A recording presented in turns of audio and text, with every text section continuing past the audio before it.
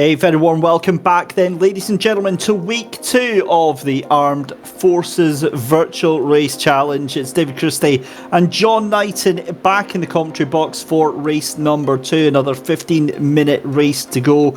A couple of things that we need to unpack from our wonderful audience over on YouTube here, John. Firstly, Chris Needham, we need to give him a little bit of a ticking off because he might have retracted it, but he's trying to suggest that Matty Isherwood can't actually drive in real life either. As we really? we head. a monstrous slur, if you don't mind me saying so. It is. I saw it. He's retracted it, but I saw it. Anyway, we'll come back to that in just a second. Matty Isherwood, though, on pole position for race number 2, alongside Chris Bolland. Ollie Waynes in P3, alongside Chris Slater. It's then Chris Darnell on row 3, alongside Craig Beasley. Matty Chambers down in P7, with James King keeping him company in 8th position. Tom Stevens in 9th, Ryan Martin in 10th, and Ben Weston alongside Stu Eaton on row number 6. In 13th position is Harry Gardner, Colin Scott in 14th, Chris Allen in 15th, alongside Dan Berris, with Lyndon Noble at the back for Veterans GT3. GT4s then, it's Roe Barrett on pole position along with Steve Ward, James Fielding on row 2 heading up with Michael Clough, Dan Hardwick and Duncan Steele, Craig Durant and Matthew Barnard on row 4, Dave Russell in P9. A very quick turnaround though, the cars making their way round through Coppice, getting their way down onto Starkey Straight for the second time of asking. Here are your race 1 points then. Remember, this is over both GT3 and GT4. We'll probably come back to them if we can in just a minute, but Craig Durant, probably no surprise to see another very consistent drive from those GT4s. But we get ready to go green here for the second race of the night at Donington Park, the national variant, which means there's no Melbourne hairpin, through the chicane. And look at those RAF machines coming through in formation to start the second race off. It's going to be Matty Isherwood to get them going. Doesn't make the same mistake this time, gets going, and that's a great start for Matty Isherwood. They go down into Redgate. The first time of asking, there's almost 6 cars wide going into the first corner. They all pick themselves up and get themselves dusted off as they go down through Hollywood. Roe Barrett leads them across the line for the GT4s as they get underway as well, and that means that it's James Fielding in second place. But have a look at that, because up the inside Steve Ward takes that second place, and there goes Roe Barrett wide at Redgate, and we've got off. That's Tom Stevens for Royal Navy GT3. Craig Beasley has gone off as well. Oh my goodness me. Well, there you go. That is the chaotic start that you were possibly not wanting for GT4s. Absolutely, and impressive start in the GT3. I thought 6 into 1 doesn't go, but it did around those first couple of corners. But of course, it's now going to spread itself out. Interesting start for both. Let's just look at Stu Eaton here then, who was going into this first bend, and we could just see, just going around the corner there, but it's okay. He's survived. Away they go, and I think we'll see how much the drivers have learned from that first race around this Donington Park circuit, because I think there's a lot to learn. Yeah, certainly is, and we're going to find that out in the next 13.5 minutes. Craig Beasley into pit lane, so that is damage for the number 90 machine, and that looks like his race is already done and dusted. Chris Slater goes wide at turn number 4.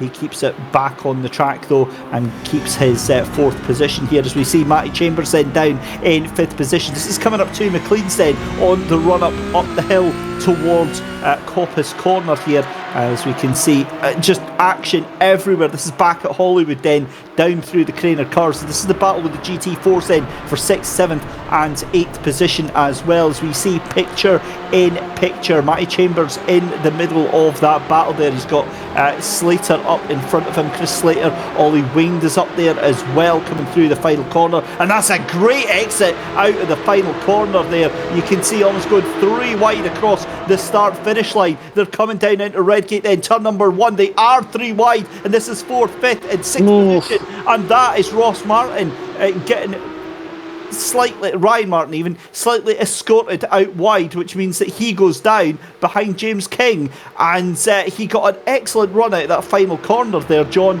and he got made to pay for it going into turn 1.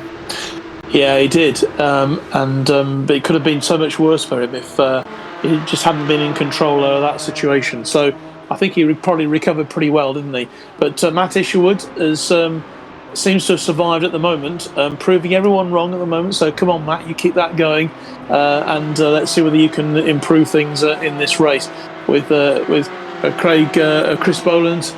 Second place, just half a second behind. Ollie Wayne doing well as well. He's just under 2 seconds now behind the leader. So all to play for. Michael Clough leading the GT4s at the moment, with Barrett in second place, just under a second behind him, and Craig Durrant in third place. So, and who's come off? Dave Russell. It looks like he's had a bit of a coming off, and so he will have to make some time up.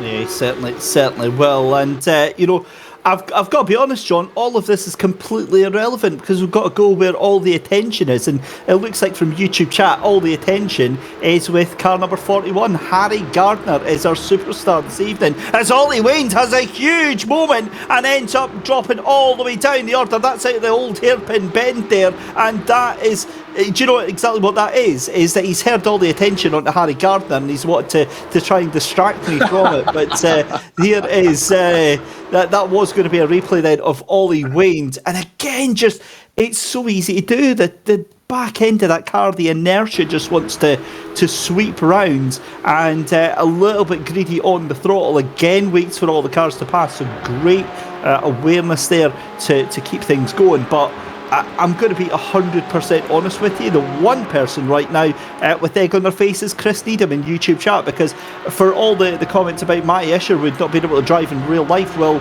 it's not really shown here with him being out in the lead of the race by 0.6 of a second. He's proving everyone wrong, isn't he? And I hope he can keep it up, because he's a great driver, and we saw how good he was last year. Unfortunately, he wasn't able to compete in the majority of the races because of his work commitments, and he's got a lot to prove because he's got a lot of points to make up, and he was doing pretty well in that first race, wasn't he, earlier, until things just went a little bit awry. What's Linda Noble up to now? She's still trying to find her way around on the track. I think she dropped down quite badly before, and she's lost it again, hasn't she, right at the top of the circuit again. And so it's proving a bit tough for Linda at the moment. I know what a good little driver she is, but obviously finding these cars a bit of a handful. Yeah, I'm telling you, it's the elevation changes. It really doesn't give you the proper sense of it watching on these replays. We see more problems for Matthew Banyard there, just way late on the brakes there, coming into to Coppa's corner there, and a very easy mistake to make. Meanwhile, Stu Etic here was fighting Ollie Waynes, but Ollie managing to streak off into the sunset now. He's got Chris Allen behind him for company as well. Here comes though Matty Chambers, and that is going to be Ryan Martin just behind him. This is the battle for 4th and 5th position, so Ryan already making a better start to this race than he did in the last one as well, finishing 11th position. And Ryan Martin trying to get up here. You can see this is the battle for 3rd position just now. You've got 5 cars involved in it. You've got Chris Slater, Matty Chambers, Ryan Martin, James King and Chris Darnell all in that fight as well. Meanwhile, Chris Boland has brought that gap down to the race leader to just 0.3 of a second, so firmly within the tow line there. And you can see a little bit of internet connectivity issue there, and that's almost a little touch into the braking area. It's way too late for Matty Chambers. Tries to get it going on, forces Ryan Martin wide, and Ryan Martin has a huge moment there. He keeps on to it. Well done, Ryan Martin. Kept the foot in, kept that car going, and wow, that was a dramatic little outburst there. It was, yeah. Chris Slater has actually I think he's made the most of that. Matty Chambers again, of course, who won the first race, isn't he, in the GT3? He's right up there again for the Royal Navy. But Matt Isherwood is still there, still holding his position. Oof! And Chris Darnell, a bit of a coming together there again, and in front to the old bridge. He's come on, get back on the circuit, will you? Come on, Chris. He's obviously just trying to pull himself together. There, go forwards. You don't need to go. You don't need to go under Starkey's Bridge. It's it's no longer part of the old. It was part of the old circuit back in the old days, but not anymore. You don't need to go under it. And Ollie Wade, what's Ollie up to? Oh, yeah, he's pulling himself around pretty well. Doing. I think he's done a good job there. Darren Berris up to 7th place as well in this GT3. This GT3 race is really turning into an exciting occasion. Well, I tell you what, the man of the match so far, Harry Gardner up in the 8th position, is just taking 3 cars in the space of half a lap. What a drive from that man himself, Harry Gardner. He's now chasing down Dan Berrish. Remember, outside the top 10 was Harry Gardner on the start of that race there, and that is a big gaggle of cars just behind him trying to catch up there. You've got Ollie Wayne, you've got Tom Stevens, Ben Weston and Stu Etic along with Chris Allen all in that one. And talking of Chris Boland takes the lead. Matty Isherwood dumped down into 2nd place, and that is a handsome half a second lead for Chris Boland as well. So we've got a brand new leader here. Awesome stuff to see. And I'm going to have to see what happens. It was just pace. I think it was just Chris's pace. He just found something extra there to get himself past Matt Isherwood. And that's a great bit of driving. Chris gets himself into the lead. Really good performance, really great driving there. But you'll note that Matt Isherwood will be coming straight back at him. Just half a second between them. James King now up to 3rd place as well. What's happened to Chris Slater? He's dropped down to 6th place. He must have had some sort of accident or some sort of coming off. And it's that curve again that's done it, David. That first curve. Yeah. I'm not sure. I think that was a little bit of a contact from Matty Chambers that did that one. I was trying to think of a polite word to use for that, John. I'm not sure there is one for that. That might get looked at from race control afterwards, but it is what it is. I mean, look, you've got these cars going at such a pace, trying to go down into turn 1, and not always is it going to end up in a good outcome here. This is on board then. This is a replay then of Matty Chambers. If he's that far back, that's going to be a bit awkward, because that is light years back into turn 1, and that is going to be, where's the wee bowling theme, because that is a strike, ladies and gentlemen. You'd be proud of that if that was a 10-pin bowling lane. I don't think Chris is going to be too happy, but Chris Slater will be too happy about that. But he'll work his way back. He's up to 6th now again, and he's chasing hard after Ryan Martin, isn't he? And Matt Isherwood is back in front. He has taken the lead again from Chris Boland. So that is a real battle between those two, and who knows how it's going to finish. Certainly not me. I'm very confused at that one. I think the timing screens are having an absolute fit watching that right now, because they're going back and forward all the time. So we'll try and cut to that shortly. But here is the battle for 3rd position then. It's you've got Dan Hardwick there just ahead of Roe Barrett. What a recovery drive from Roe Barrett, started up in pole position of this race, got dumped down earlier on. Here's James King as well, making the move up the inside there of Matty Chambers. So again, now this is what we have to watch here, Matty Chambers, because we saw gets a good exit out that final corner, is going to try and go around the outside here, but I think he's actually going to get the cop back. What a move from Matty Chambers, tries to get the through on down at the Craner curves there, can't quite make it happen, but have a look who's waiting in the background there. It's the cheeky Scotsman himself, Ryan Martin,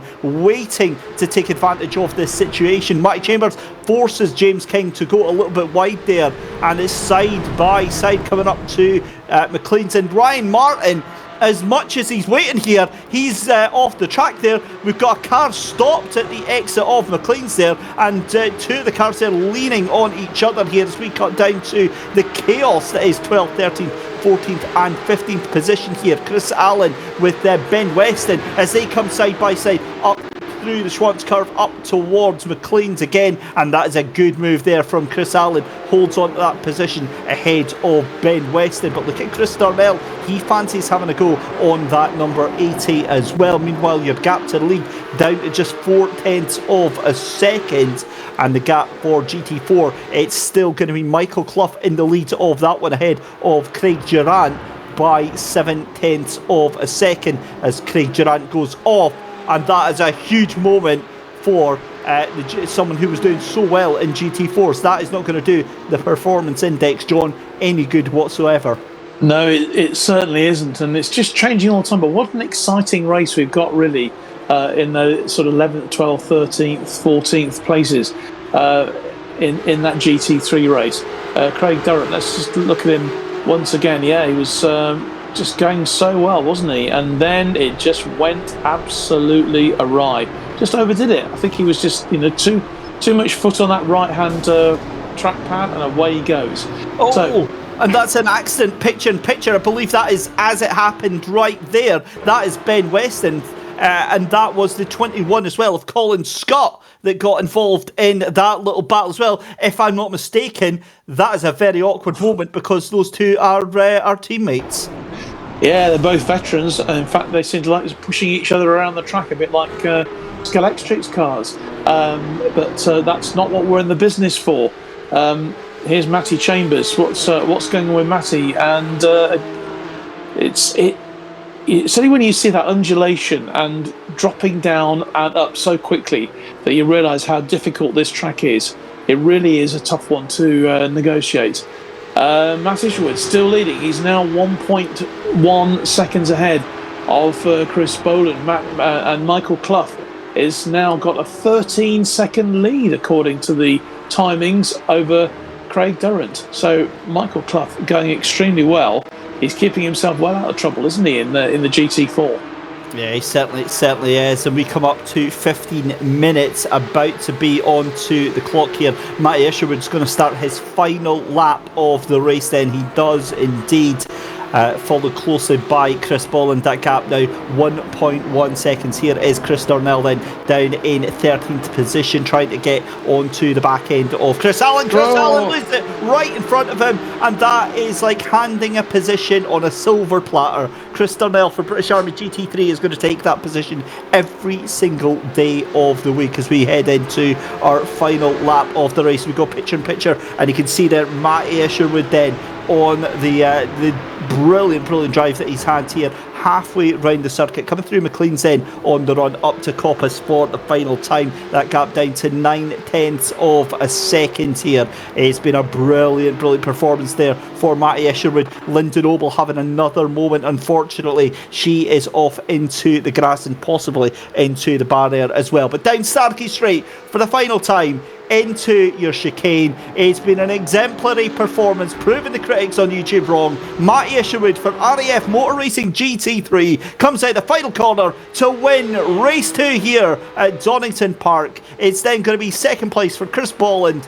Third place is going to be for Matty Chambers. James King is going to come across the line in fourth position. It's Ryan Martin after a hairy moment earlier on in the race, taking fifth position. Chris Slater in sixth. Tom Stevens in seventh. Ollie Waynes comes across the line in eighth position. Ninth place for Dan Berris. Stu Etick in 10th. For the GT4s even, it's going to be Michael Clough with an impressive 23-second lead over Craig Durant. Dan Hardwick is going to come across the line. A dead heat for that GT4 class second place there. So more problems for Craig Durant. Steve Ward is going to come across the line in fourth. Then James Fielding in fifth for GT4s. Then further down it is Duncan Steele, Michael Banyard, and Dave Russell as well. Well, wow. If race 1 was a bit wild, race 2 was just absolutely bonkers. It certainly was, but I think a huge credit has to go to Matt Isherwood there, because he got pole position. He was overtaken by Chris Boland, but he worked his way back into the race and produced, I thought, was probably one of the driver of the day performances in the GT3. with Chris second and so Matty in third place. And as far as the GT4s are concerned, well, Michael Clough, that is a fantastic win, wasn't it, for him? It really, really was. It was a brilliant, brilliant effort, and great to see. So, confirmation there of your GT4 results, and Michael Clough taking the win on the track there. Craig Durant in second place, Dan Hardwick in third, Steve Ward in fourth, James Fielding in fifth, Duncan Steele in sixth position, Mark Banyard in seventh, Dave Russell in eighth, Roe Barrett at the back of the field, 4 laps down. That is gutting to see because Roe was doing so well early on in that race. Matty Isherwood for GT3s taking the race win. Chris Bollins in second place, Matty Chambers in third, James King in fourth, Ryan Martin in fifth, Chris Slater in sixth, Tom Stevens in seventh, Ollie Waynes in eighth position, Darren Berris in ninth position, Stu Etic in 10th, Harry Gardner, the man himself, down in 11th place after getting himself all the way up to P8. If Harry pops into the interview booth, we'll get a chat with him and his loving fan base. I'll be able to hear from him. Chris Darnell in 12th, Colin Scott in 13th position, Chris Allen finishes in 14th with Linda Noble in 15th, 1 lap down, Ben Weston finishes 2 laps down, and Craig Beasley, after a great race 1, 12 laps down. John, we have got a very full interview room. We certainly have. I'm not quite sure where we're going to start, actually, but they all want to talk, don't they, which is great. I think, obviously, I'd like to hear from Matt Isherwood, I think, first, because that was a great recovery from him in the GT3. So, Matt, if you are there, congratulations. Can you hear me? Yes, I can. Thank you very much. You were certainly one of the pace setters last year. Not so much the first races last week, and a bit of a disaster, I think, for you in the first race today. But my goodness me, you came storming back. How important was it for you to have that pole position? Obviously, with the spin of the dice, obviously that moved you into the pole position. How important was that for you in that second race there, Matt? Yeah, it's quite important. So I know that you just touched on race 1. Obviously, I'm trying to keep that bit of the interview as short as possible because that really didn't go to plan. So yeah, I had to come back out in race 2 and kind of redeem myself. I've got a couple of my mates from the team that I race for in real life watching the stream, and I think I embarrassed them. So I had to come back out and just try and make no mistakes, and just managed to keep it on the road. I mean, Chris Bolland gave me a really good run for my money. So it was entertaining to be in there, and it was good fun. It was entertaining to watch. Yeah, Chris did overtake you, sort of roughly halfway through the race, but you pulled yourself back into it. And in these Porsches, not easy to really overtake on this circuit, was it? Because literally one false move and you're off the track. Yeah, they are quite hard to overtake, and I'm used to driving the MX-5, which is obviously a lot slower. You've got more time to think about things, and obviously the straights take longer, so it's a lot easier to overtake in those cars. I'm still trying to get my head around this car and this setup, but I've put in a bit more time since round 1 last week. Seem to have found a breakthrough on the setup, and it's working pretty well today. So yeah, just need to try and be a bit more consistent and keep it on the track, and we should be in a good place for the rest of the season. Well, Matt, congratulations on that win. Well deserved today, and a really good performance in that second race. Shall we talk now, David, to the man who finished second, just behind Matt? Shall we in that first race, and that is Chris Boland. Chris, good evening. Hi. That was a right old battle you had. Yeah, that was a good one. Enjoyed that. It was. Well, you actually did lead the race. You got past Matt at one stage, but he came storming back after you. Yeah, from the get-go, I knew Matt would have a couple of tenths on me, so I was quite surprised when I was still with him by sort of lap 8. So the game plan from there was just to see if he made a mistake, and sure enough, he locked up. Saw an opportunity and went for it, and then unfortunately back markers came into play, but no, I think it's more than a fair result, so more than happy. Yeah, I mean, you're all learning, aren't you? Because these cars are a bit of a handful, especially in the GT3 setup. And there's no prisoners taken on Donington Park, as we've seen today. Yeah, not my favourite track. Although the car itself, I've been driving since it came out on the server. I've used it in a couple of series worth of championships, so I can't hide behind that one. I'm fairly used to the car by now. Well, we're looking forward to the more races to come. With you're going to be right up there, I'm sure, Chris, as the season progresses. Thanks for talking to us this evening, Dave. Do you want to take it over now with maybe a couple of the other interviews? Yeah, certainly. So obviously in third place, then Matty Chambers taking the third place in GT3s. Good evening, Matty. That was a bit of a crazy race. Obviously, you didn't see much of Chris Bolland and Matthew Isherwood, but I mean, you were held to account by James King and Ryan Martin there. Yeah, I just wanted to get past them and sort of see if I could catch up with them or not. But I would have been able to just sort of sit there lapping some nice times. But yeah, it was a battle, and I've got to apologise to Chris Slater, because I was watching in my mirrors for I think it is Ollie Wayne behind me at the time, and went into turn one, and as I was looking in my mirror, I started looking forward again on the brakes, and I was like, I'm coming in too hot here, and just tapped him round. So apologies to Chris for that one. But yeah, it was an eventful race. I was just about to say, with that incident with Chris, have you ever thought of a side career in pool? that was straight off into the pocket. For a second, I was like, please don't turn in, please don't turn in. Joking